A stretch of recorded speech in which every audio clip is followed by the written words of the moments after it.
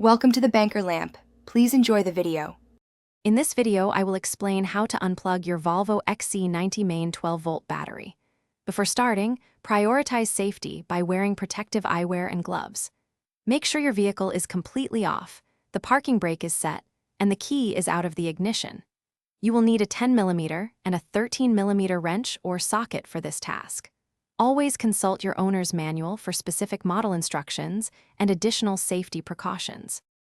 The main 12-volt battery in your Volvo XC90 is usually found in the trunk.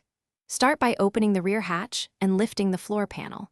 You will then see a side panel on the left. This panel conceals the battery and may require an 8mm wrench or a T25 Torx bit to remove its fasteners. Carefully set the panel aside to gain access to the battery compartment. Some models also have a smaller support battery under the hood. To disconnect the battery, always start with the negative terminal, marked with a minus sign.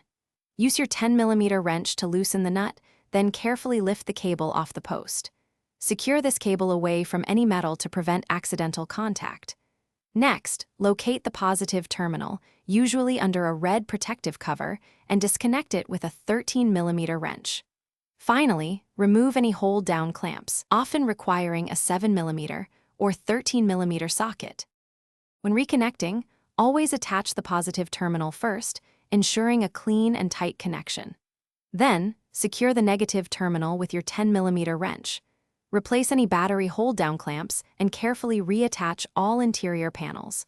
For a complete system reset, it is often recommended to let the vehicle sit for at least 15 minutes after disconnection before starting it.